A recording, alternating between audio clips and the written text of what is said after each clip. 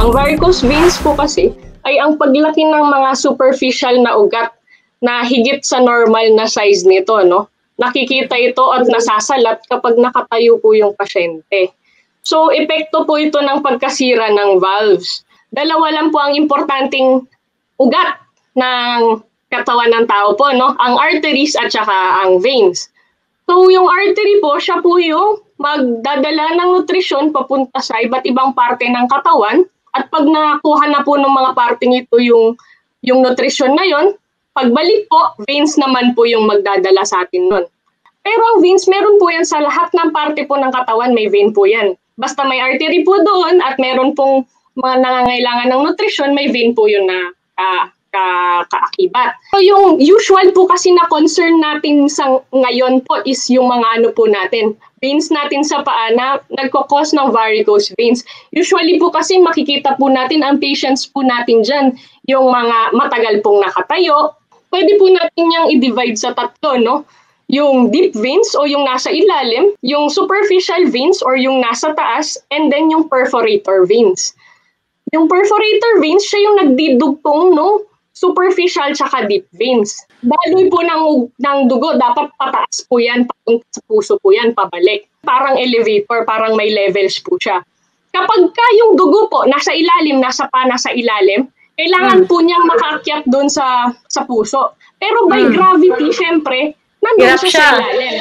So, kailangan may external force, which is usually the muscle, na magpapump sa kanya para umakyat yung dugo. Pag akyat ng dugo, kailangan magsasara yung valve. Kasi kung hindi, babalik ulit yung dugo pababa dun sa second level. Nasa third na dapat siya. Through time, ang nangyayari po dyan, nagwi-weaken o nanghihina yung vessel po na yon, yung ugat po na yon. So pag nangyari po yun po siya lumalaki ng lumalaki. Kasi yung mga veins, yung mga valves po na yan, talagang nasisira po siya eh. It comes with age, nasisira po talaga siya. Pero merong mga tao na mas mabilis masiraan, merong iba na hindi. Yung mga laging nakatayo na hindi gumagalaw, yung nakastand lang talaga. Kasi nagpupul po yung dugo eh. You walk or you flap yung paa, ganon. Galaw-galaw. Oo.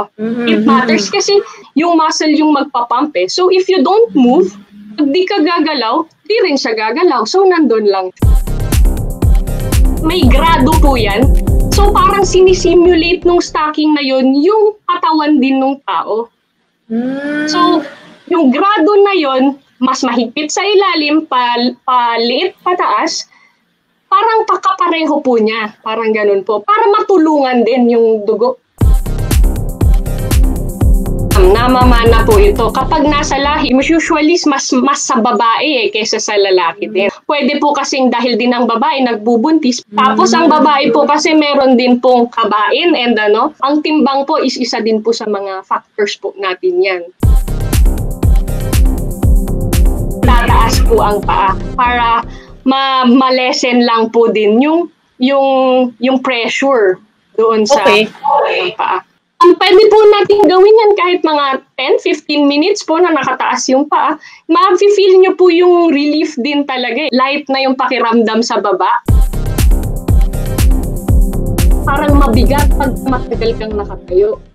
Tapos parang nag-exercise ka, parang mas mahirap for you. Kapag ka medyo mas lumalala na siya, meron din pangangati or parang nag-scales and then nagbabago ng kulay yung dun sa paa, usually dun sa may ankle area. Saka unti-unti makikita nyo, mauuna kasi muna yung sinasabing maliliit na ugat eh. Yung mga veins pa, gano'n. Mauuna po kasi yung mga gano'n eh.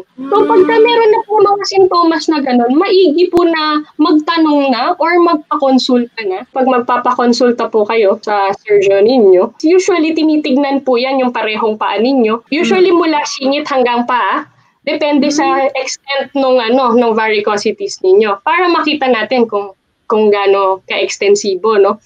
And so, dahil ganun, mas magandang wag mag-wear ng tight-fitting clothes and comfortable lang, ganun. And expect na magpapa-venous duplex ultrasound po yung doctor ninyo para ma-make sure natin na talagang ang causes niyan talaga is yung valves natin na hindi gumagalaw. Venous insufficiency, ang yun yung sirang vein, hindi po siya curable. Hindi siya gagaling. But mapapabagal natin yung process nung pagkasira pa niya lalo. Titignan po natin kasi yan kung gaano naka-extensive yung sakit mo. From there, doon natin makikita kung pwede ka pa doon sa conservative treatment or yung sinasabi natin na mag-stockings ka, elevate legs, and then foot care, skin care, yun lang yung mga kailangan mong gawin. That really helps a lot of the patients. Madaming pasyenteng natutulungan lang ng at least compression lang, ganon. Wala kang ibang kailangan gawin. Meron po yung operation na open surgery or yung hihiwain ka, hahanapin yung mga ugat, tapos tatalian sila para hindi na sila lumaki, no? Siguro mga 30 minutes to 1 hour, tapos na po yun. Usually, pagka yung hindi ganun kahirap pwedeng outpatient po or uwian. Hindi kailangan silang naka-admit sa hospital. Hindi po siya ikamamatay, pero hindi po siya something na pwede lang nating i-shrug off na, wag na lang, ano naman to, hindi naman pala ako mamamatay dito kasi laging meron at merong mas malalang pwedeng mangyari. Si varicose veins po kasi kahit na sabihin natin nag-treat na, like after 5 years ulit, nag-treat na ako, meron na naman. Kasi ang katawan po natin, inaayos po niya yung sarili niya So kahit na ngayon, wala na pong mga problema nitong ugat na to, magkakaroon na naman ng mga bagong ugat na yun na naman yung magiging problema.